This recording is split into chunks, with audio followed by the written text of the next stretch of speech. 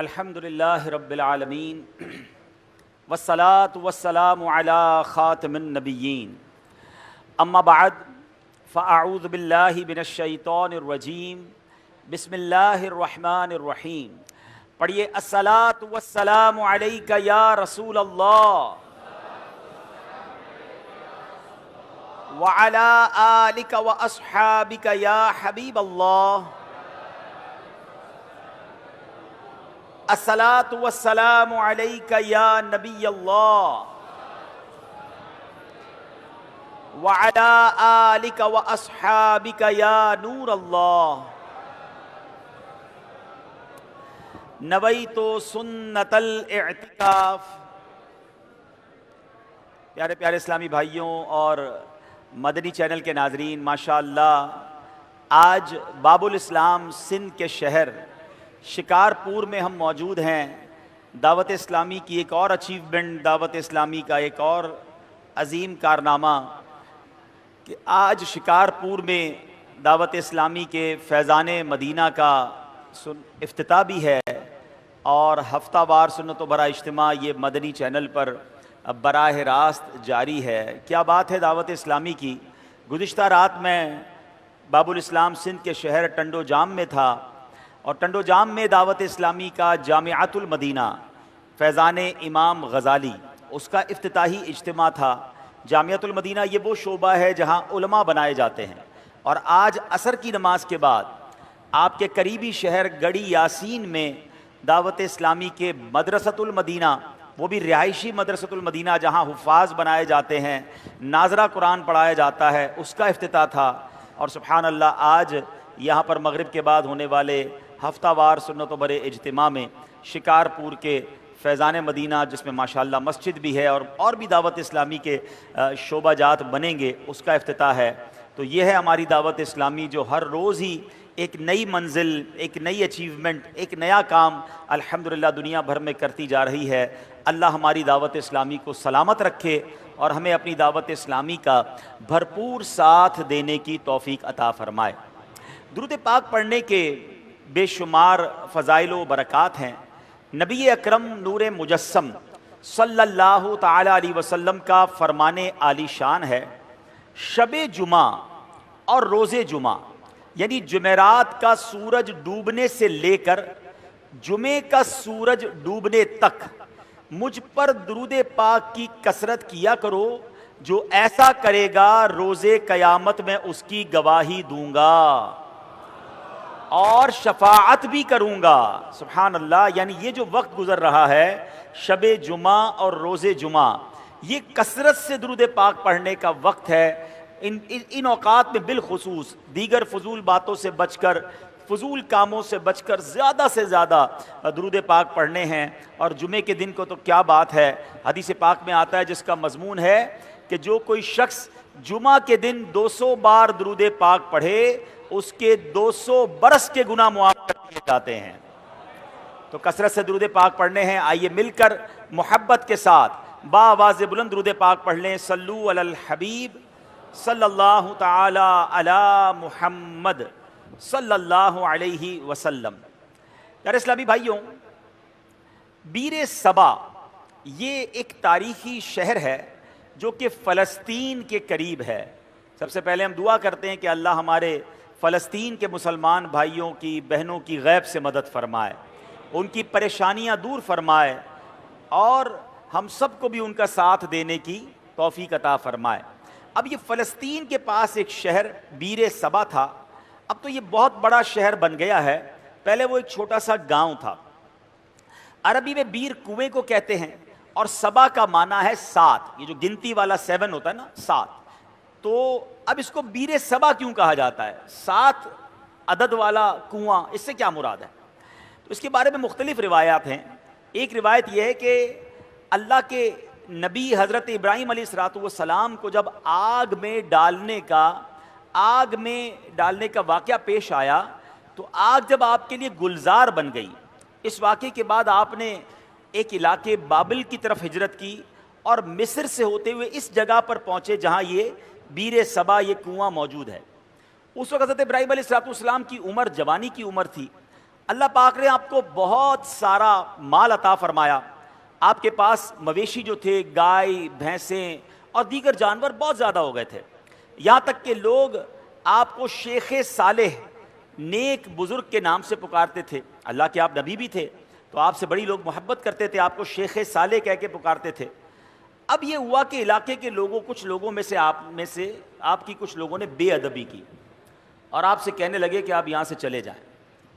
حضرت ابراہیم علیہ السلام نے کوئی لڑائی جھگڑا نہیں کیا، اپنا سامان اٹھایا اور آپ اس علاقے سے چلے گئے اور جبرون نامی شہر تشریف لے گئے، جس کو آج کل اس شہر کو الخلیل کہتے ہیں. بہرحال اللہ کریم انبیاء کرام کی یہ ادبی کیسے معاف فرماتا؟ اللہ پاک تو اپنے نبیوں سے بڑی محبت فرماتا ہے. رب کریم بے ادبوں کو ضرور سزا دیتا ہے. اب کیا ہوا کہ اس علاقے کے لوگوں کو یہ سزا ملی کہ جب وہ اس کنویں کے پاس پہنچے جہاں سے پانی لیتے تھے، اس سارا کنواں جو ہے وہ سوکھ گیا تھا، بلکہ اس شہر میں جتنے بھی کنویں تھے سارے ہی سوکھ گئے تھے. یہ لوگ بڑے پریشان ہوئے کہ پانی کا ایک قطرہ نہیں، کدھر گیا پانی؟ تو کچھ لوگوں نے کہا کہ شیخ صالح کی بے ادبی کی ہے، اللہ کے نیک بندے کو ہم نے تنگ کیا ہے، یہ ہو سکتا ہے اسی وجہ سے بے ادبی کی ہمیں سزا ملی ہے. اب یہ لوگ پھر حضرت ابراہیم کی بارگاہ میں حاضر ہوئے، معافی مانگنے لگے کہ حضور ہمیں معاف کر دیں، ہم نے آپ کو باہر نکال دیا، حضور واپس آ جائیں، اس شہر میں پھر کرم فرمائیں. حضرت ابراہیم علیہ السلام نے کہا کہ میں تو نہیں آتا، اب تم میری 7 بکریاں لے جاؤ، ایک ایک بکری کو ایک ایک کنویں کے پاس کھڑی کر دو، جیسے ہی وہ بکریاں کنویں کے پاس پہنچے گی انشاءاللہ کنویں میں پانی واپس آ جائے گا. اب یہ لوگ 7 برکت بکریاں لے کر واپس آئے. جو ہی انہوں نے بکریوں کو کنویں کے پاس کھڑا کیا، اللہ کی رحمت دیکھیں، اسی وقت کنویں ابل پڑے اور دیکھتے ہی دیکھتے پانی سے کنویں بھر گئے. اسی وجہ سے اس مقام کا نام بیر سبا یعنی 7 بکریوں والا کنواں یہ نام مشہور ہو گیا. میرے پیارے اسلامی بھائیوں، اس واقعے سے کیا سیکھنے کو ملتا ہے؟ پہلے تو حضرت ابراہیم علیہ السلام کی کیا شان ہے.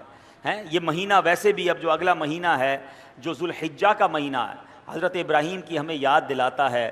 حج کا جتنے حج کے ارکان ہیں اس میں حضرت ابراہیم کی، حضرت اسماعیل کی، بی بی ہاجرہ کی یادیں ہیں. صفا مروہ پر جائیں تو بی بی ہاجرہ کی یاد آتی ہے، مقام ابراہیم پر کھڑے ابراہیم کی یاد آتی ہے، اور سبحان اللہ زمزم کا پانی پئیں تو حضرت اسماعیل جن کے قدموں کی رگڑ سے یہ مبارک کنواں جاری ہوا، وہاں ان کی یادیں ہیں.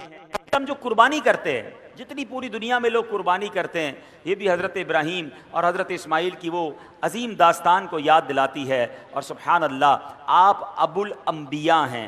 یاد رکھیے حضرت ابراہیم کے بعد جتنے بھی انبیاء آئے اس دنیا میں، سب کے سب حضرت ابراہیم علیہ السلام کی اولاد میں سے ہیں. حضرت ابراہیم کا مقام سرکار دو عالم صلی اللہ تعالی علیہ وسلم کے بعد کائنات میں سب سے افضل اگر کوئی ہستی ہے تو وہ حضرت ابراہیم علیہ السلام ہیں. اور سبحان اللہ حضرت ابراہیم کی جہاں اور بہت ساری برکتیں ہیں، آپ کی ایک اور شان یہ بھی ہے کہ آپ کا جو چہرہ انور ہے وہ سرکار دو عالم علیہ السلام سے بڑی مشابہت رکھتا تھا. میرے آقا علیہ السلام فرماتے جس کو ابراہیم کو دیکھنا ہو وہ مجھے دیکھ لے. نبی پاک کے چہرہ انور سے حضرت ابراہیم علیہ السلام کا چہرہ بڑا ملتا. تو سبحان اللہ ایک تو ان کا مرتبہ اتنا بڑا. تو پتہ چلا کہ اللہ والوں کی، اللہ کے نیک بندوں کی اگر بے ادبی کی جائے تو پھر رب عز و جل برکت اٹھا لیتا ہے، پھر اللہ اسے سزا دیتا ہے. علماء کرام موجود ہیں، میرا تو بہت چھوٹا سا مطالعہ ہے مگر 2 ہی چیزوں کے بارے میں پڑھنے کا موقع ملا کہ 2 برے کام ایسے ہیں اگر کوئی بندہ ان 2 برے کاموں میں سے کوئی کام کرتا ہے تو اس کے بارے میں فرمایا یہ کام کرنے والا ایسا ہے کہ اللہ اس سے جنگ کا اعلان فرماتا ہے. یہ کتنے بڑے برے کام ہوں گے؟ وہ 2 برے کام کون سے ہیں؟ ایک تو سود کا کام کرنے والا، اور دوسرا فرمایا اللہ کے کسی ولی سے جو دشمنی کرے رب اس سے جنگ کا اعلان فرماتا ہے. اب مجھے بتائیے اللہ سے جنگ کر کے کوئی جیت سکتا ہے؟ نہیں نا.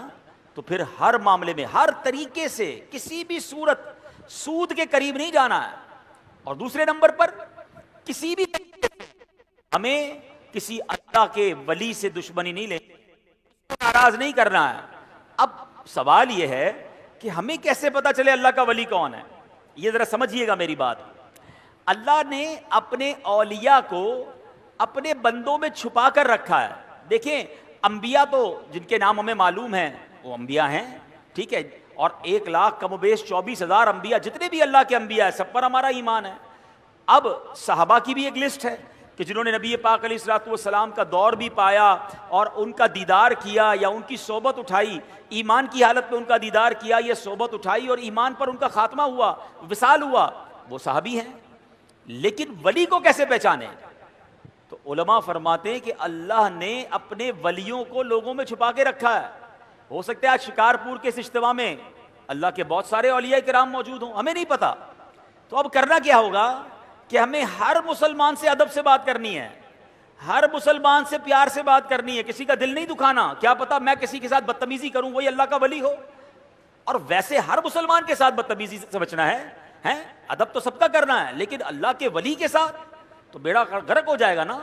تو اپنی زبان کو احتیاط سے استعمال کریں, لوگوں کے ساتھ جو ہے وہ بدتمیزی نہ کریں, کسی پر ظلم نہ کریں, کسی پر زیادتی نہ کریں. ہمیں کیا معلوم اللہ کی بارگاہ میں اس کا کیا مرتبہ ہے. بلکہ احادیث میں یہ مضمون ملتا ہے کہ کچھ لوگ ایسے ہوں گے کہ جو پراگندہ بال ہوں گے, یعنی بال بکھرے ہوئے ہوں گے, کپڑے ان کے اتنے اچھے نہیں ہوں گے, ان کو اپنی محفل میں کوئی نہیں بلاتا ہوگا, نہ آئیں تو کوئی نوٹس بھی نہیں کرتا. آقا علیہ الصلوۃ والسلام فرماتے ہیں مگر اللہ کی بارگاہ میں ان کا وہ مقام ہوتا ہے کہ اگر وہ قسم اٹھا لیں کسی معاملے پر رب ان کی قسم پوری فرما دیتا ہے. ہم تو عام طور پہ لوگوں سے ملتے بھی ان کے لباس کو دیکھ کر, ہاں یار یہ ذرا رکھ رکھاؤ والا ہے, اس سے ملنا ہے, اس کو ساتھ بٹھانا ہے, نہیں یار اس کے کپڑے میلے ہیں, یہ تو دکھنے میں بڑا غریب لگتا ہے, ٹوٹی ہوئی چپل پہن کر آیا ہے, اس کو کہاں اپنے قریب آنے دوں, اس کے کپڑوں سے بو آ رہی ہے. نہیں, کسی کے لباس, کسی کے حلیے, کسی کی غربت دیکھ کر اس کی بے عزتی نہیں کرنی ہے. سب کے ساتھ پیار سے پیش آئے. ہمیں نہیں پتا اگر وہ اللہ کا ولی ہوا اور کسی معاملے میں ہم سے ناراض ہو گیا نا تو چلتی گاڑی رک جانی ہے, سارے بنے کام بگڑ جانے, کیونکہ رب کا ولی ہے, رب کا دوست ہے. مجھے ایک واقعہ یاد آیا کہ ایک بزرگ کا دور تھا, اللہ والے تھے مگر بڑے سادہ سے تھے, لوگ انہیں سمجھتے نہیں تھے وہ اللہ کے بہت بڑے ولی ہیں. بالکل جیسے آج کل ہمارے زمانے میں غریب سے لوگ ہوتے ہیں, بڑے سے نارمل سے کپڑے پہن کر کہیں جا رہے تھے تو ایک جگہ پر ایک طوائف اپنے دوست کے ساتھ عورت بیٹھی تھی, بارش کا موسم تھا, پاؤں جو وہ کیچڑ پر پڑا, کیچڑ کے چھینٹے اڑ کر اس عورت کے کپڑوں پر پڑ گئے. تو اس عورت کا جو یار تھا اس کو بڑا غصہ آیا, جا کر بزرگ کو تھپڑ مار دیا. انہوں نے اللہ کا شکر ادا کیا, آگے چلے گئے. تو ایک بڑا حلوائی کی دکان آئی, بڑا اللہ والوں کی عزت کرنے والا تھا, کہ حضرت آئیے تشریف رکھیں. گرم گرم دودھ پیش کیا, جلیبی پیش کی. تو بزرگ کہتے ہیں یا اللہ تیری بھی شان ہے, کہیں تھپڑ پڑتی ہے, کہیں گرم دودھ پلایا جاتا ہے. ابھی وہ اللہ کا شکر ہی ادا کر رہے تھے کہ اتنے میں خبر آئی کہ وہ جس بندے نے آپ کو تھپڑ مارا تھا وہ اوپر مچان سے گرا اور گر کر مر گیا. تو لوگوں نے کہا حضرت آپ نے کوئی بد دعا دی تھی اسے, آپ نے اس بندے کے لیے کیا بد دعا کی کہ وہ گر کر مر گیا؟ کیا کمال کا جواب دیا. کہا جب اس عورت کے دوست کو برا لگا تو اس نے مجھے تھپڑ مار دیا, جب میرے دوست کو پتا چلا کہ مجھے تھپڑ مارا ہے تو پھر اس نے اس سے بدلہ لے لیا. ہمیں نہیں پتا ہم کسی کے ساتھ زیادتی کریں اور پھر جب رب بدلا دے, رب کی قدرت کی طرف سے بدلہ آتا ہے تو ہم مارے جائیں گے, ہم تباہ و برباد ہو جائیں گے. تو اے میرے پیارے اسلامی بھائیوں, پہلا مدنی پھول یہ لے کر جائیے, کسی مسلمان کے ساتھ زیادتی نہیں ہونی چاہیے, کسی مسلمان کو تکلیف نہ پہنچائیں. حدیث پاک میں آتا ہے من آذا مسلمن فقط آذانی, میرے آقا فرماتے ہیں جس نے کسی مسلمان کو تکلیف دی وہ ایسا ہے جیسا اس نے مجھے تکلیف دی. فرمایا ومن آذانی فقط آذ اللہ, اور جس نے مجھے تکلیف دی وہ ایسا ہے جیسے اس نے اللہ کو تکلیف پہنچائی. بات کہاں تک جاتی ہے ایک مسلمان کو تکلیف دینے میں. اب وہ سوچے جو مسلمانوں کو گالیاں دیتے ہیں, وہ سوچے جو مسلمانوں کا مال دباتے ہیں, وہ سوچے جو چوریاں کرتے ہیں, جو زمین پر قبضہ کر لیتے ہیں, جو یتیم بیواؤں کا بلکہ اپنی بہنوں کا ورثہ دبا لیتے ہیں, وہ کیا جواب دیں گے اللہ کی بارگاہ میں؟ کیسے جواب دیں گے؟ تو کبھی کسی کو ہماری طرف سے تکلیف نہ ہو, اس بات کا خیال رکھیں. پھر اس واقعے سے ایک اور بات سیکھنے کو کیا ملی, سبحان اللہ, کہ تبرکات کی کیا ویلیو ہے. حضرت ابراہیم خود نہیں گئے, آپ نے 7 بکریاں بھیج دیں, اور جب وہ 7 بکریاں جاتی ہیں اس کی برکت سے سبحان اللہ ان کنوؤں میں پانی آ جاتا ہے. تو پتہ یہ چلا کہ اللہ کے جو اولیاء ہوتے ہیں، رب کے قریب جو لوگ ہوتے ہیں، ان کے قرب والی تبرک والی چیزوں میں بھی بڑی برکت ہوتی ہے۔ ان تبرکات کی برکات سے مشکلات ٹل جاتی ہیں، پریشانیاں حل ہوتی ہیں، دلوں کو سکون ملتا ہے، بیماریاں دور ہوتی ہیں۔ ارے جناب لوگ کہتے تبرک کی کوئی ریفرنس دیجئے، تبرک کیسے ہو گیا اور تبرک کا کیا جناب کوئی حقیقت ہے؟ ارے آپ نے اگر قرآن پڑھا ہوتا تو یہ سوال کبھی ذہن میں پیدا نہ ہوتا۔ پڑھیے سورہ یوسف، پڑھیے اس کی تفسیر۔ حضرت یعقوب علیہ السلام جب حضرت یوسف کی یاد میں آنسو بہاتے تھے، آپ کی بینائی کا ذوف بڑھ گیا، بینائی کمزور ہو گئی۔ بہت طویل واقعہ ہے۔ حضرت یوسف کو جب پتا چلا، جب آپ مصر کے بادشاہ بن چکے تھے، اللہ اکبر، حضرت یوسف بھی اللہ کے نبی ہیں، ذرا غور سے بات سنیے گا، حضرت یعقوب بھی اللہ کے نبی ہیں، یہ دونوں نبی اللہ سے یقیناً دعا کر سکتے ہیں، مگر حضرت یوسف اپنے بھائی کو کہتے ہیں ایسا کرو، میرا یہ قمیص جو ہے لے جاؤ میرے والد کے پاس، ان کی آنکھوں پر رکھ دینا، اللہ اس کی برکت سے ان کی بینائی کا ذوف دور کر دے گا۔ اور یہ واقعہ قرآن میں بیان ہو رہا ہے۔ اگر تبرک کی ویلیو نہ ہوتی تو حضرت یوسف دعا فرماتے، یقیناً اللہ کے نبی ہیں، وہ دعا فرماتے، اللہ ضرور دعا کرم فرماتا، مگر سبحان اللہ، یہ قرآن کا واقعہ بتا رہا ہے کہ اللہ والوں کی نسبت رکھنے والی چیز میں اللہ کریم نے اپنی رحمتوں سے برکت ڈالی ہے۔ تو تبرک کی اہمیت سمجھیے، اور اللہ والوں کا اگر کوئی تبرک مل جائے تو اس کا ادب کرنا چاہیے۔ ایک جملہ یاد کر لیجئے، با ادب با نصیب، اور بے ادب بد نصیب۔ جو ادب نہیں کرتا اس کو برکتیں نہیں ملتی۔ سبحان اللہ، حضرت ابراہیم کی بات چل رہی ہے، قرآن مجید فرقان حمید میں تبرکات کی بات ہو رہی ہے نا۔ آؤ ایک اور تبرک کے بارے میں بتاتا ہوں جس کا ذکر قرآن میں موجود ہے، اور جس تبرک کو دیکھنے کی بلکہ اس کے قریب نماز پڑھنے کی ہر مسلمان کے دل میں آرزو ہوتی ہے۔ اور وہ کون سا تبرک ہے؟ اللہ قرآن میں فرماتا ہے وَاتَّخِذُوا مِن مَّقَامِ إِبْرَاهِيمَ مُصَلًّى، فرمایا وَاتَّخِذُوا مِن مَّقَامِ إِبْرَاهِيمَ مُصَلًّى، اور اے مسلمانوں تم ابراہیم کے کھڑے ہونے کی جگہ کو نماز کا مقام بناؤ۔ مقام ابراہیم کیا ہے؟ ایک پتھر ہے، حضرت ابراہیم علیہ السلام اس پتھر پر کھڑے ہو کر کعبے کی آپ نے تعمیر فرمائی، اور سبحان اللہ یہ کمال کا پتھر ہے۔ اب دیکھیے آج شکارپور کے اس فیضان مدینہ میں ہم بیٹھے ہیں، اس کی چھت جب بنی ہوگی کسی انسان کا ہاتھ تو نہیں پہنچا ہوگا نا، کوئی نہ کوئی لفٹ لگائی گئی ہوگی، اس کے بعد وہ شٹرنگ لگاتے ہیں، مزدور اوپر چڑھتے ہیں اور چڑھ کر کام کرتے ہیں، اگلا فلور ہو تو ایک اور لفٹ لگائی جاتی ہے، جتنا قد ہوتا ہے وہاں تک بندے کا ہاتھ پہنچتا ہے، اس کے اوپر کے لیے کسی لفٹر کی ضرورت پڑتی ہے۔ سبحان اللہ، 5000 سال سے پرانی بات ہے، جب حضرت ابراہیم کعبے کی تعمیر کر رہے تھے، جنہوں نے کعبہ دیکھا ہے انہیں پتا ہے کہ کعبے کی دیوار تو بڑی اونچی ہے، بتاؤ نا حضرت ابراہیم نے یہ قد سے اوپر پتھر کیسے رکھے ہوں گے؟ سبحان اللہ، تفاسیر میں یہ ملتا ہے کہ جس پتھر پر حضرت ابراہیم کھڑے ہو کر کعبے کی تعمیر کر رہے تھے، حضرت اسماعیل پتھر پکڑاتے جاتے، حضرت ابراہیم پتھر رکھتے جاتے، اور جب یہ دیوار اونچی ہو جاتی مقام ابراہیم بھی اونچا ہوتا چلا جاتا۔ مقام ابراہیم جو پتھر ہے وہ لفٹ کا کام کرتا تھا، وہ اونچا ہو جاتا، آپ اوپر پتھر رکھتے، جب نیچے پتھر رکھنا ہوتا وہ پتھر نیچے آ جاتا۔ سبحان اللہ، یہ کیسا معجزہ ہے۔ بلکہ سنو، 5000 سال کے بعد بھی آج بھی اپنی آنکھوں سے جب آپ مقام ابراہیم کا دیدار کرتے ہیں نا تو حضرت ابراہیم کے قدموں کے نشان آج بھی نظر آتے ہیں۔ اللہ نے اس تبرک کو کیسے باقی رکھا ہے، اس کی حفاظت کا کیسے انتظام کیا ہے۔ جناب 400-500 سال، 700-800 سال میں عمارت تباہ ہو جاتی ہے، عمارت مخدوش ہو جاتی ہے، گرنے کے قریب ہو جاتی ہے، یہ پتھر 5000 سال سے زیادہ اس میدان میں گویا پڑا ہوا ہے، اس میدان میں جلوہ فرما ہے۔ اس پتھر پر اب جا کر یہ جو مقام ابراہیم کے اوپر آپ دیکھتے ہیں نا، ایک بہت خوبصورت سا گولڈن کلر کا ایک کیس بنا دیا گیا ہے، ایک اس کو حفاظت کر دی گئی ہے اس کی۔ یہ پہلے ایسا نہیں تھا، یہ 200-400 سال پہلے ہوا ہوگا، ہزاروں سال سے کھلے میدان میں یہ پتھر موجود ہے، ہزاروں بارشیں گزری، ہزاروں آندھیاں گزری، موسم آگے پیچھے ہوئے، مگر اس پتھر پر آج بھی حضرت ابراہیم کے قدموں کے نشان موجود ہیں۔ یہ کیسا معجزہ ہے کہ ہم اپنی آنکھوں سے دیکھ رہے ہیں۔ اب ذرا آگے چلیے، اب ذرا بتائیے، قرآن کہتا ہے اس مبارک پتھر کو مصلی بنایا جائے، مصلی بنانے کا حکم دیا، اس کا مطلب کیا ہوا کہ کعبے کے سامنے ایسی جگہ کھڑے ہو کر نماز پڑھو کہ مقام ابراہیم تمہارے اور کعبے کے درمیان میں آئے. یعنی جو طواف کے بعد جو نوافل پڑھے جاتے ہیں, جو جس کو واجب الطواف کہا جاتا ہے, وہ اس جگہ کھڑے ہو کر پڑھنا مستحب ہے. حضرت عبداللہ بن عمرو بن عاص فرماتے ہیں رحمت اللہ تعالی علیہ, خیر المسجد خلف المقامی وعن یمین الامام, یعنی پوری زمین میں سجدہ کرنے کے لیے دو جگہ بہترین ہیں. نمبر ایک مقام ابراہیم کے پیچھے, اور نمبر دو ہم جب بھی نماز جماعت سے پڑھیں تو امام صاحب کی سیدھی جانب. سبحان اللہ, یہ بھی پتا چلا کہ جب جب جماعت میں نماز پڑھنے کا موقع ملے, اللہ کرے با جماعت نماز ہم پڑھنے والے بن جائیں. پھر پہلی صف میں جا کر نماز ادا کیا کریں, اور کوشش کریں پہلی صف میں جو مؤذن صاحب کے ساتھ پہ رائٹ سائڈ کی جو جگہ ہے, اللہ کرے وہ مل جائے. فرمایا یہ بہترین جگہ ہے. تو سبحان اللہ, مقام ابراہیم کے پیچھے نماز پڑھنا ہے. اب ایک اور ذرا تھوڑا سا باریک سا مسئلہ سمجھ لو, انشاءاللہ عشق رسول میں اور اضافہ ہو جائے گا. اب ذرا سمجھیے گا, مقام ابراہیم کیا ہے؟ ایک پتھر ہے.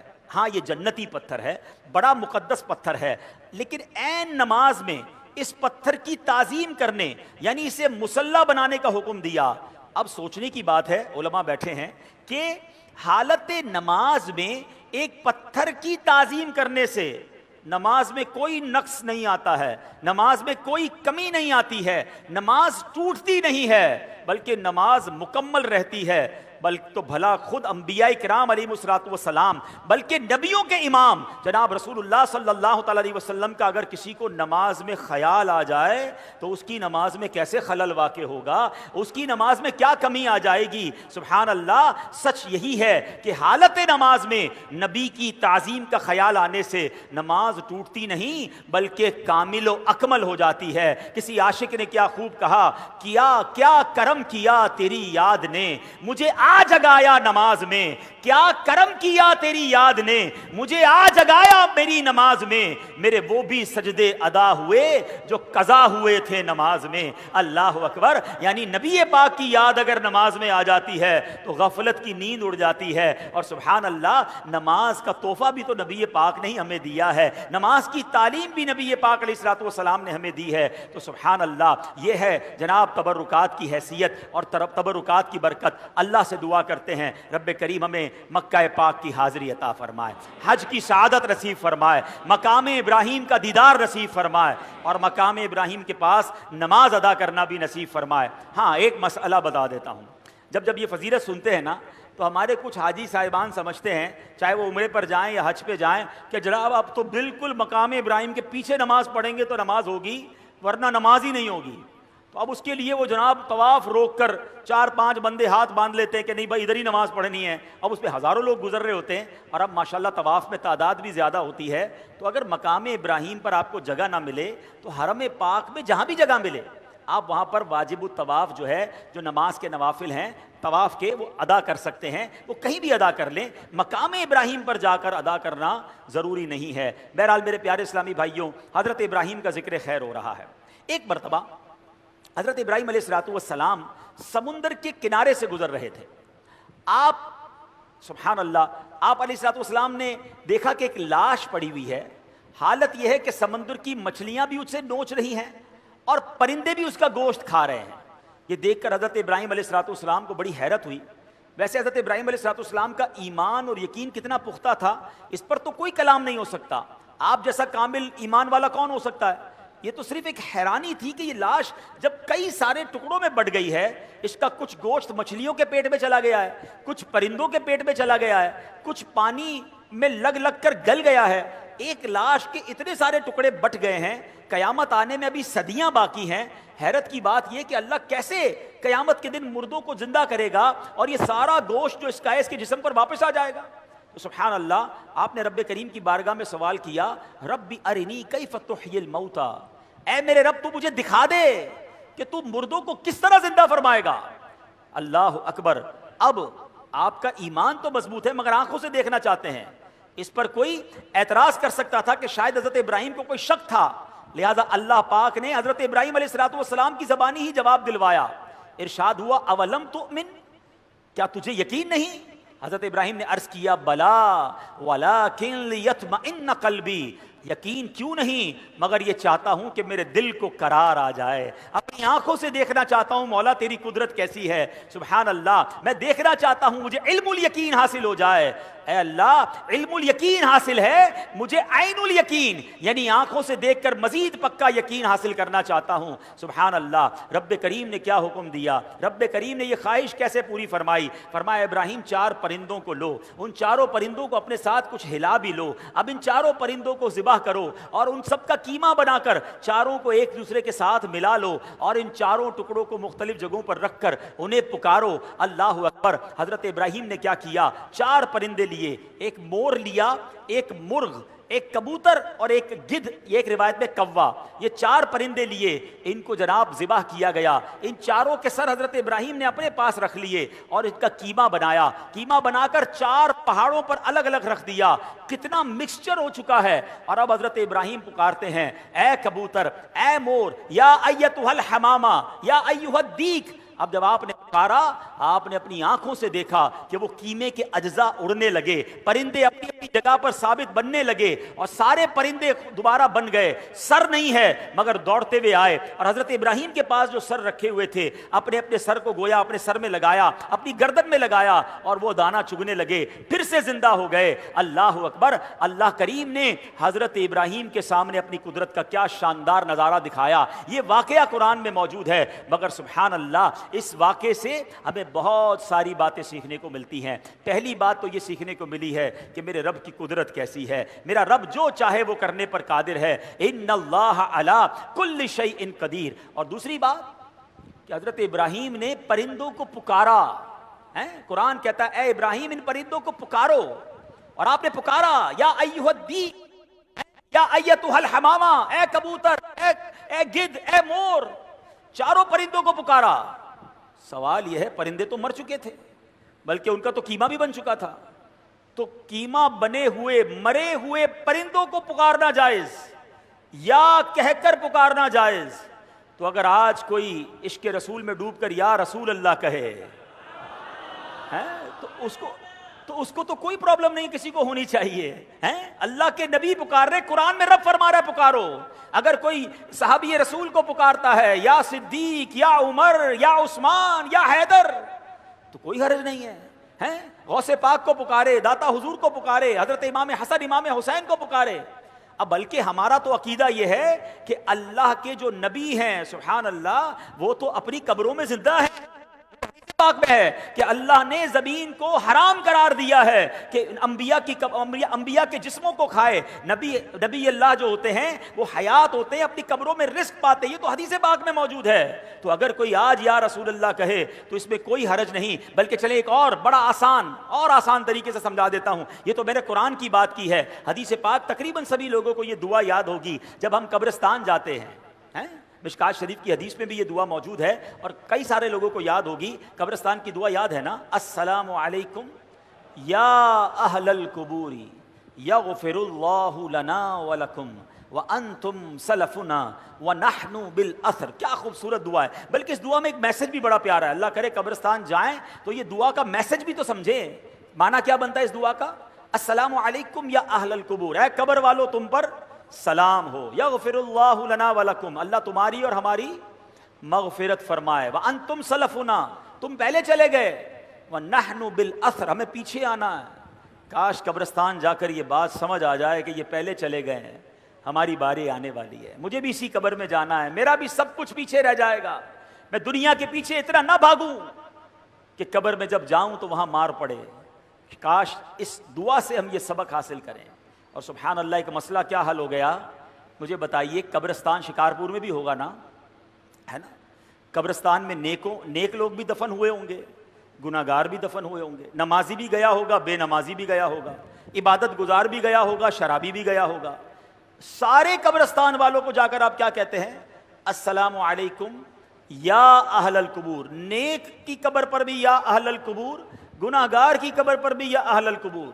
مجھے بتاؤ ایک عام مسلمان کو یا اہل القبور کہنے کی اجازت حدیث پاک کے ذریعے ہے، یہ دعا موجود ہے، نبی پاک یہ دعا کہتے ہیں، اگر میں داتا حضور کے قدموں میں جا کر کہوں کہ یا داتا حضور تو اس میں کیا پرابلم ہے؟ جناب یہ تو حدیث پاک سے ثابت ہے، تو اس میں کنفیوز نہ ہوا کریں۔ امید ہے یہ مسئلہ بھی دور ہو گیا ہوگا۔ اچھا، یہاں علماء نے ایک بڑی پیاری اور بھی بات سکھائی، صوفیانہ تفسیر کی ہے اس واقعے کی۔ یہ جو 4 پرندے ہیں نا، کبوتر، مرغ، مور اور گدھ، فرمایا ان چاروں میں ایک بری خصلت ہے۔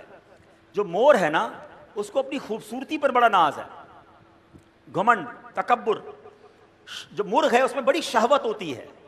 فرمایا کبوتر بھی جو ہے اپنی اونچی اڑان پر بہت زیادہ غرور کرتا ہے، اور گدھ جو ہے اس کے اندر بڑی لالچ ہوتی ہے۔ کیا خوبصورت بات علماء کہتے ہیں، یہ 4 بری عادتیں ہیں۔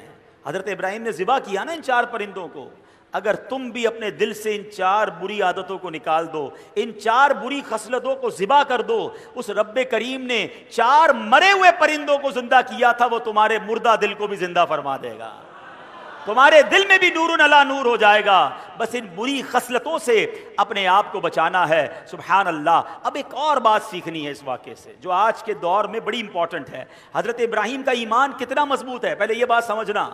ان کے ایمان کا صدقہ اللہ عطا فرما دے۔ ایسا ایمان تھا کہ اتنی بڑی آگ میں آپ کو ڈالا جا رہا تھا۔ آپ کی عمر کتنی تھی اس وقت؟ 18-20 سال۔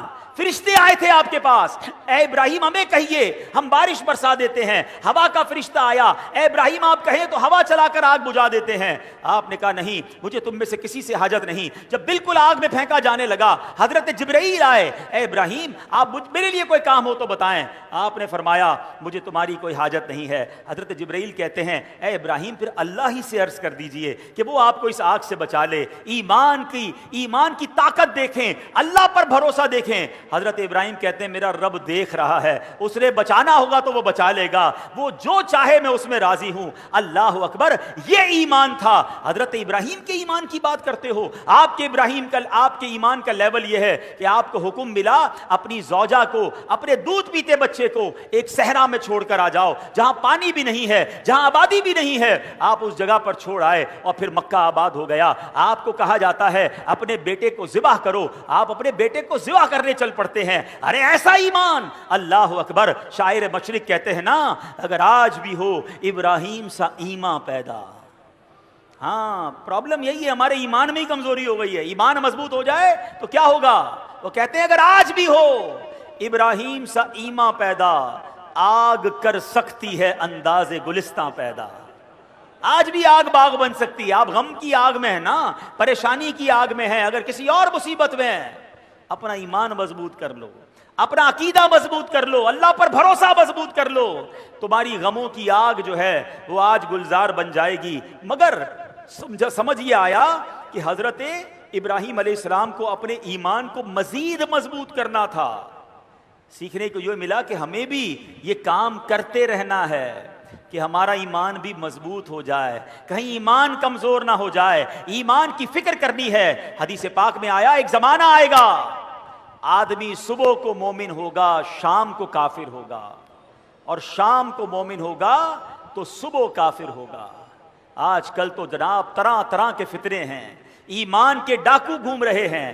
معاذ اللہ کوئی عقیدہ ختم نبوت پر اٹیک کر رہا ہے، کوئی جناب ہمارے اولیاء کرام صحابہ کرام کے ہمارے جو ان سے تعلق ہے اس پر اٹیک کر رہا ہے، کوئی جناب انبیاء کرام کے بارے میں معاذ اللہ ہمارے دل سے محبت نکالنے کی کوشش کر رہا ہے۔ اور آج سوشل میڈیا کا زمانہ ہے، جس کو دیکھو سب کو سننے کا شوق ہے۔ نہ کرنا ایسا میرے پیارے اسلامی بھائیوں، جو لوگ ہمیں انبیاء کرام صحابہ کرام اولیاء کرام سے دور کرنا چاہتے ہیں، اور آج کے دور میں علماء کرام سے دور کرنا چاہتے ہیں، جنہوں نے ہمیں جوڑ کر رکھا ہے اس دین کے ساتھ، ہمیں ان لوگوں کی بات نہیں سننی چاہیے۔ ایمان کی حفاظت کی فکر کیجئے، کیونکہ یہی بات اعلیٰ حضرت نے آج سے 100 سال پہلے سمجھا کر گئے۔ میرے رضا کہتے ہیں سونا جنگل رات اندھیری چھائی بدلی کالی ہے، سونے والوں جاگتے رہیو چوروں کی رکھوالی ہے، آنکھ سے کاجل صاف چرا لیں یا وہ چور بلا کے ہیں۔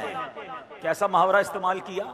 آنکھ سے کاجل کون چرا سکتا ہے؟ آنکھ کے اندر ہی کاجل ہوتا ہے نا۔ کہاں بڑے مکار چور ہیں، ایسی چالیں لے کر آئیں گے، دین کی بات کر کے تمہارا دین لے جائیں گے ہیں۔ علم کی بات کر کے تمہیں علم دین سے دور کر دیں گے, تمہیں کہیں گے قرآن ہی تو سنا رہا ہوں, مگر تمہیں اللہ رسول کی محبت سے عاری کر دیں گے. اے میرے پیارے اسلامی بھائیوں, اب جاگنے کا دور ہے, سمجھنے کا دور ہے. کیا کہتے ہیں, آنکھ سے کاجل صاف چرا لیں, یا وہ چور بلا کے ہیں, تیری گٹھڑی تاکی ہے اور تو نے نیند نکالی ہے. ارے تیرا ایمان چھیننے آئے ہیں اور تو اب غافل ہو گیا ہے. تو اے میرے پیارے اسلامی بھائیوں, حضرت ابراہیم کا یہ واقعہ بتا رہا ہے کہ ایمان کو اسٹرینتھن کرنے کے لیے, ایمان کو مزید مضبوط کرنے کے لیے ہمیں سوچنا ہوگا. پہلے کے دور میں فتنے کم تھے مگر ایمان بچانے کی لوگوں کو فکر زیادہ تھی. آج کے دور میں فتنے زیادہ ہیں, ایمان کے لٹ جانے کا جناب سبب زیادہ ہو گئے, مگر لوگ ایمان کی حفاظت کی فکر نہیں کرتے. آپ مجھے ایک بات بتائیں, اگر ہمارے پاس کوئی قیمتی چیز ہو, اس کی حفاظت کی کتنا سوچتے ہیں؟ کسی کے پاس اگر مثال دیتا ہوں, قیمتی موبائل ابھی جیب میں ہوگا تو ہر تھوڑی دیر بعد اپنے جیب پہ ہاتھ لگاتے ہیں, یار موبائل ہے کہ نہیں ہے, کہیں چلا تو نہیں گیا. کوئی موٹر سائیکل قیمتی بار کھڑی کر کے آیا ہوگا یا گاڑی, اس کا دھیان بار بار جاتا ہوگا, یار لاک صحیح لگایا تھا نہیں لگایا تھا, کیونکہ قیمتی ہے. سونا ہو, پیسے ہوں اور تالے کے اندر گھر میں یا بینک میں رکھواتے ہیں. مجھے بتائیں, ہم سب کے پاس سب سے زیادہ قیمتی چیز کیا ہے؟ بتائیے نا. ایمان سے بڑھ کر کچھ نہیں ہے. ساری دنیا کی دولت کسی کے پاس ہو اور ایمان نہیں تو اس سے بڑا غریب کوئی نہیں ہے. اور میرے پاس کچھ نہ ہو, ایمان ہو, تو مجھ سے بڑا امیر کوئی نہیں ہے. کیوں؟ کہ جو ایمان سلامت لے کر قبر میں جائے گا نا, وہ ہمیشہ ہمیشہ جنت میں رہے گا انشاءاللہ. اگر گناہگار بھی ہوا, رب ناراض بھی ہوا, کسی وجہ سے اسے جہنم میں ڈالا بھی گیا, تو سزا بھگتنے کے بعد جب وہ جنت میں جائے گا نا, پھر جنت سے باہر کبھی نہیں آئے گا. قرآن کہتا ہے ہم فیہا خالدون, ہمیشہ ہمیشہ جنت میں رہے گا. تو ایمان اتنی بڑی نعمت ہے. اور جو کفر پر جس کا خاتمہ ہوا, جو ایمان کے بغیر دنیا سے گیا, اب وہ جہنم میں جائے گا اور جہنم سے کبھی بھی باہر نہیں آئے گا. ہم فیہا خالدون. اب سوچو ایمان کی کتنی فکر کرنی چاہیے, مگر یا کسی کو ٹینشن ہی نہیں ہے. اپنی دعا کروائیں گے, لوگ کرواتے بھی ہیں, دعا کرتے بھی ہیں, یا اللہ روزی میں برکت دے دے, گھر کی حفاظت ہو, بچوں کی حفاظت ہو, فصل کی حفاظت ہو. کبھی تو دعا کرو یا اللہ ایمان کی حفاظت ہو. کبھی تو دعا کرو یا اللہ قبر میں ایمان سلامت لے کے جاؤں. یعنی ایمان کے بارے میں سوچتے ہی نہیں ہیں. حالانکہ ایمان چھن سکتا ہے. پہلے تو یہ سمجھیے, آپ کو پتا ہے میرے آقا علیہ الصلوۃ والسلام کی دعا, پہلے یہ بتائیے پیارے آقا کا قلب مبارک کیسا ہے, آپ کا دل اقدس, آئے ہائے تیرے صدقے میں آقا سارے جہان کو دین ملا, جن کے صدقے ہمیں ایمان ملا. وہ دعا کرتے تھے. وہ دعا کیا تھی؟ یا مقلب القلوب ثبت قلبی علی دینک, اے دلوں کو پھیرنے والے, میرے دل کو تیرے دین پر ثابت قدمی عطا فرما. یہ اللہ کے نبی دعا ہماری تعلیم کے لیے فرماتے. ہمیں ٹینشن ہی کوئی نہیں. غوث پاک شیخ عبد القادر جیلانی, ولیوں کے سردار, پتہ آپ کیا دعا کرتے تھے؟ ایک بار عید کا دن تھا, آپ کہتے ہیں لوگ کہہ رہے ہیں آج عید کا دن ہے, عید کا دن ہے. عبد القادر کے لیے عید کا دن وہ ہوگا جب اپنا ایمان سلامت لے کر قبر میں جائے گا. یہ غوث پاک کی فکر ہے. میری اور آپ کی کتنی ہونی چاہیے, مگر نہیں کرتے. ایمان کی مضبوطی کے بارے میں سوچئے. اب کیسے ایمان مضبوط ہو, آئیے سنتے ہیں. حدیث پاک میں ہے لا یؤمن احدکم حتی اکون احب الیہ من والدہ وولدہ والناس اجمعین. آقا فرماتے تم میں سے کوئی بھی اس وقت تک کامل ایمان والا نہیں ہو سکتا جب تک مجھے اپنے والدین, اولاد اور سب لوگوں سے بڑھ کر محبوب نہ بنا لے. تو ایمان کیسے مضبوط ہوگا؟ نبی پاک سے سچی محبت, سب سے زیادہ محبت. خالی نعرے نہیں, غلامی رسول میں موت بھی قبول ہے. بہت اچھا نعرہ ہے. جس کو موت قبول ہے اس کو نماز کیوں قبول نہیں ہے؟ اس کو حرام روزی چھوڑنا قبول نہیں ہے؟ اس کو بے حیائی کے کام چھوڑنا قبول نہیں ہے؟ جوئے اور شراب میں پڑے میں کہتے غلامی رسول میں موت بھی خود سوچئے نا. سچی محبت. ایمان مومن کامل کب ہوگا؟ جب نبی پاک سے سچی اور سب سے زیادہ محبت ہوگی. ایک اور ایمان مضبوط کرنے والے کام سنیں. آقا فرماتے ہیں اوثق عر الایمان الحب فی اللہ. آقا فرماتے ہیں اللہ پاک کی رضا کے لیے اللہ پاک کے بندوں سے محبت کرنا ایمان کی سب سے مضبوط رسی ہے. تو پتہ چلا اللہ کے نیک بندوں, ولیوں, صحابہ, اہل بیت سے محبت کرنا, ان سے اپنا روحانی تعلق مضبوط کرنے سے ہمارا ایمان پکا ہوتا ہے. تو اللہ والوں سے محبت کریں، اللہ کے بندوں سے محبت کریں، دشمنیاں چھوڑ دیں۔ ایک اور حدیث پاک نبی پاک علیہ الصلوۃ والسلام فرماتے ہیں لا یؤمن احدکم حتی یکون ہواہ تبعا لما جئت بہ، یعنی تم میں سے کوئی بھی اس وقت تک کامل مومن نہیں ہو سکتا جب تک اس کی خواہشات میرے لائے ہوئے دین کے تابع نہ ہو جائیں۔ یعنی خواہشات پر نہیں چلنا ہے، میری خواہشات میری تمنائیں سب پیچھے ہیں، پہلے میرا دین ہے، پہلے میرا مذہب ہے، پہلے اسلام ہے۔ لوگ کہتے ہیں یار سب چلتا ہے، بچوں کی خوشی میں سب چلتا ہے، نہیں میرے پیارے اسلامی بھائیوں، اپنی خواہشات کو مٹا کر اسلام پر عمل کرنا یہ ایمان کو مضبوط کرتا ہے۔ ایک اور حدیث پاک سنیں جو آج کے دور میں بڑی ضروری ہے۔ میرے آقا فرماتے صلی اللہ علیہ وسلم لا یؤمن احدکم حتی یحب لاخیہ ما یحب لنفسہ، تم میں سے کوئی بھی اس وقت تک کامل مومن نہیں ہو سکتا جب تک اپنے بھائی کے لیے بھی وہی پسند نہ کرنے لگے جو اپنے لیے پسند کرتا ہو۔ اب کیا حال ہے؟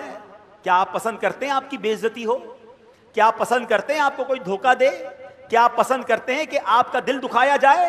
کیا آپ پسند کرتے ہیں کہ آپ کے ساتھ ملاوٹ کر کے کوئی مال بیچے، آپ کا مال دبا لے؟ جب آپ اپنے لیے پسند نہیں کرتے تو آپ دوسرے کے لیے بھی یہ پسند نہ کریں۔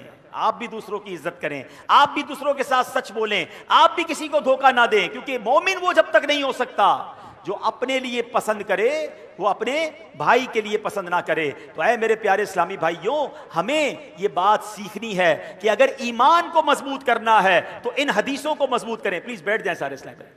تو ہمیں اپنے ایمان کو مضبوط کریں، اگر ہمیں اپنے ایمان کو مضبوط کرنا ہے تو ان احادیث پر عمل کریں۔ تو اے میرے پیارے اسلامی بھائیوں، ہمیں ان باتوں پر عمل کرنا ہے۔ اب آئیے، حضرت ابراہیم علیہ نبینا علیہ الصلوۃ والسلام کی تو بات ہوئی، آج ایک اور عظیم ہستی دعوت اسلامی سے جن کا تعلق 21 ذوالقعدہ ان کا یوم ہے، اور آج کے دن مرحوم رکن شورا محبوب عطار حاجی زمزم رضا عطاری رحمۃ اللہ تعالی علیہ کا وصال ہوا تھا۔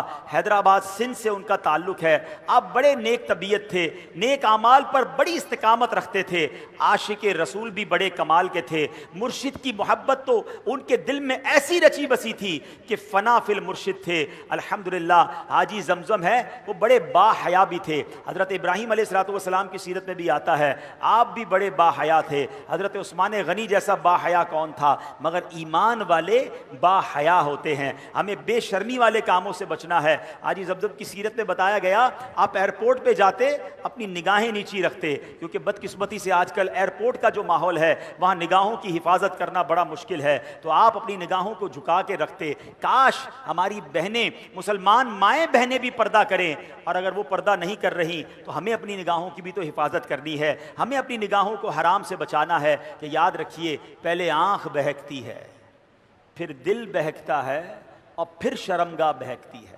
تو امیر اہل سنت کا جو یہ نعرہ ہے نا، اکثر نظریں جھکی رہیں گی، حیا سے نظریں جھکی رہیں گی۔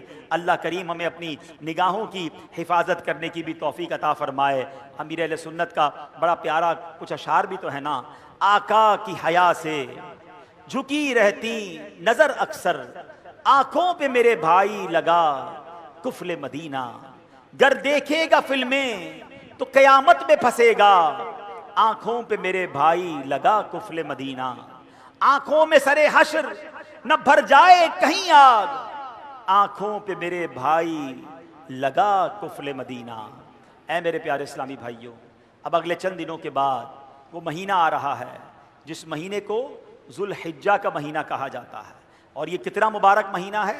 سرکار دو عالم صلی اللہ علیہ وسلم کا فرمان، ما من ایام العمل الصالح فیہا احب الی اللہ من ہذہ الایام، کوئی دن نہیں ہے کہ جس کا نیک عمل کرنا اللہ کے ہاں ان 10 ایام سے بڑھ کر محبوب ہو۔ یعنی عام دنوں میں نیکی کی جائے وہ بھی اللہ کو بڑی پیاری ہے، لیکن عام دنوں کی نسبت ذوالحجہ یعنی عشرہ ذوالحجہ جو ہے، یہ ذوالحجہ کے جو پہلے 10 دن ہیں اس کی نیکیاں اللہ کے ہاں بڑی محبوب ہیں۔ اور آگے ایک روایت میں ہے وَالْعَمَلُ فِيهِنَّ يُضَاعَفُ 700 ضِعْفٍ، ان دنوں میں نیکی کا ثواب 700 گنا بڑھا دیا جاتا ہے۔ تو سبحان اللہ، ان 10 دنوں میں خوب نیکیاں کیجئے، ہو سکے تو 9 دن روزے رکھیے، 10 ذوالحجہ کو عید والے دن روزہ نہیں رکھ سکتے کہ بلکہ 10 11 12 13 یہ 4 دن اور پھر عید الفطر 5 دن پورے سال میں روزہ رکھنا جائز نہیں. اور سبحان اللہ علماء کہتے ہیں یہ جو 4 دن ہے نا بقرہ عید کے، یہ روزہ نہ رکھو، یہ اللہ کی طرف سے تمہاری دعوت ہے. ہاں باقی 9 دن خوب روزہ رکھیں، عبادت کریں، اور سبحان اللہ ان دنوں میں حاجی اپنی زندگی کے خوشگوار یادگار ایام منا رہے ہوتے ہیں. اللہ جو اس سال حج پر جا رہے ہیں ان کا حج قبول فرمائے، اور جو تڑپ رہے ہیں رب کریم ہمیں بھی اس در کی حاضری نصیب فرمائے. حضرت ابراہیم علیہ السلام نے ہمارے لیے ایک پیغام بھی بھجوایا ہے، یہ پتہ ہے آپ؟ ہاں اللہ کے خلیل نے، حضرت ابراہیم علیہ السلام نے ہم امتیوں کے لیے، سرکار علیہ السلام کی امتیوں کے لیے ایک پیغام بھجوایا. وہ کیا ہوا کہ معراج کی رات میرے آقا فرماتے ہیں میری ابراہیم علیہ السلام سے ملاقات ہوئی. آپ نے فرمایا اے محبوب علیہ السلام اپنی امت کو میرا سلام پہنچائیے. ہائے ہائے، اللہ کے نبی حضرت ابراہیم ہمیں سلام عطا فرما رہے ہیں. اور پھر فرمایا کہ اے محبوب صلی اللہ علیہ وسلم اپنی امت کو فرمائیے کہ جنت پاک اور زرخیز زمین ہے اور خالی میدان کی صورت ہے. بے شک یہاں کے باغات سبحان اللہ الحمدللہ لا الہ الا اللہ اور اللہ اکبر ہیں. یعنی جنت کی زمین خالی ہے. بندہ جب یہ تسبیح کرتا ہے اس جنت میں درخت لگتے رہتے ہیں.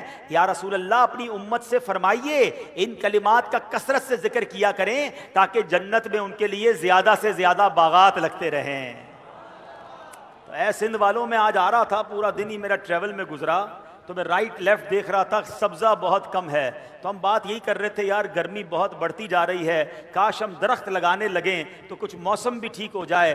دعوت اسلامی کا شعبہ FGRF انشاءاللہ اگست میں شجر کاری کرے گا. مجھے لگتا ہے اہلیان پاکستان کو اس گرمی سے تو اب لگ پتا گیا ہوگا کہ اگر ہم درخت لگا لیتے اور زیادہ لگاتے تو شاید اس موسم میں فرق پڑ جاتا. اب تو سائنٹیفکلی بھی پروف ہو گیا ہے کہ جس محلے میں درخت زیادہ ہوں وہاں ٹیمپریچر بھی کم ہوتا ہے. لوگ اپنی گاڑی پارک کرنے کے لیے، اپنا جانور باندھنے کے لیے درخت تو ضرور ڈھونڈتے ہیں مگر درخت نہیں لگاتے. اللہ کرے میری بات اہلیان پاکستان سن لیں. 1 اگست کو دعوت اسلامی کا شعبہ FGRF یوم شجرکاری ایک بار پھر منائے گا. تمام 24 کروڑ پاکستانی صرف ایک ایک پودا لگا لیں اور اس پودے کو درخت بنائیں. پودا لگا کر بھول نہ جائیں، اس کو درخت بنا لیں تو انشاءاللہ اگلے 2-4 سالوں میں ہمارا وطن سرسبز و شاداب ہو جائے گا. ہماری آنے والی نسلوں کو اچھا موسم ملے گا، ٹھنڈی ہوائیں ملیں گی اور انشاءاللہ آکسیجن کی فیکٹریاں ملیں گی. چلیں پہلے تو یہ نیت کر لیں کہ انشاءاللہ ثواب کی نیت سے ہم دعوت اسلامی والوں کے ساتھ اس سال شجرکاری بھی کریں گے انشاءاللہ. یہ تو ہو گئی دنیا میں شجرکاری. اب جنت میں درخت لگانے وہ تو اور آسان ہے. حضرت ابراہیم نے کیسا پیارا کام دے دیا. چلو مل کر پہلے تو ہم اللہ کے خلیل کی اس خوبصورت پیغام پر لبیک کہتے ہیں. سب مل کر کہیے سبحان اللہ الحمدللہ اللہ اکبر لا الہ الا اللہ محمد الرسول اللہ صلی اللہ تعالی علیہ وسلم. نہ کھڑے ہوئے، نہ پسینہ بہا، نہ پیسے خرچ ہوئے. اللہ قبول فرما لے تو سب کے جنت میں 4-4 درخت لگ گئے ہیں. اتنا آسان ہے تو پھر کیوں نہ پودے لگایا کریں. تو پلیز اپنے لیے جنت میں جانے کا سامان کریں. یہ فضول باتوں سے جان چھڑائیں اور اللہ کا ذکر کرتے رہا کریں. سبحان اللہ الحمدللہ اللہ اکبر لا الہ الا اللہ پڑھتے رہا کریں تاکہ جنت میں درخت لگیں. اور اللہ کی رحمت سے ایسی پیاری باتیں دعوت اسلامی کے پیارے ماحول میں سکھائی جاتی ہیں. اس ماحول سے وابستہ رہیں. میں دیکھ رہا ہوں کہ شکارپور کا فیضان مدینہ اسٹرکچر تو کمپلیٹ ہو گیا ہے مگر ابھی اس کی فنشنگ باقی ہے. تو اہلیان شکارپور سے گزارش ہے یہ آپ کے لیے مرکز بنا ہے. آپ کی آنے والی نسلیں انشاءاللہ یہاں بچے عالم بنیں گے، حافظ بنیں گے، اجتماعات ہوں گے. جلدی جلدی اس کو خوبصورت فنش کروائیے. اس پہ جو اخراجات باقی ہیں اپنے حصہ ملائیے. اللہ کرے کہ اگلے سال یہاں شاندار اعتکاف بھی ہو اور جناب ٹھنڈی ٹھنڈی اے سی کی ہوائیں بھی ہوں.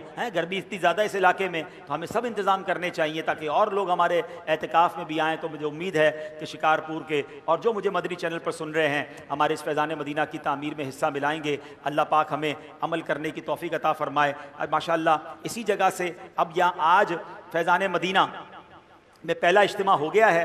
اب انشاءاللہ ہر جمعرات کو اسی فیضان مدینہ میں ہفتہ وار اجتماع بھی ہوا کرے گا انشاءاللہ. آپ سب نے اس میں شرکت بھی کرنی ہے، بعد نماز مغرب ہوا کرے گا. اور سبحان اللہ، مجھے کل رکن شورا قاری ایاز بھائی بتا رہے تھے کہ 28 جون سے پورے سندھ سے ایک ماہ کے مدنی قافلے سفر کر رہے ہیں، مدنی قافلوں کی ٹرینیں روانہ ہو رہی ہیں. تو سبحان اللہ، مجھے امید ہے شکارپور والے بھی پیچھے نہیں رہیں گے. یہ قافلے انشاءاللہ پنجاب اور آگے پھر کشمیر کی طرف جائیں گے. تو نیت کریں انشاءاللہ. میں دعا کرتا ہوں کہ جو اس بار 1 ماہ کے مدنی قافلے میں سفر کرے، اللہ پاک اسے جلدی جلدی مدینے کی حاضری عطا فرمائے. جس کی نیت بنتی ہے وہ ہاتھ اٹھائیں کہ انشاءاللہ 1 ماہ کے. واہ بھائی واہ، شکارپور والوں اتنے سارے سفر کر جاؤ تو پھر میں جلدی جلدی دوبارہ شکارپور آ جاؤں گا انشاءاللہ. تو چلے، یہ جنہوں نے ہاتھ اٹھائے ہیں وہ ہمارے قافلہ مکتب کے اسلامی بھائیوں کے پاس نام بھی لکھوا دیں انشاءاللہ. اللہ پاک ہم سب کو عمل کرنے کی توفیق عطا فرمائے. آئیے انشاءاللہ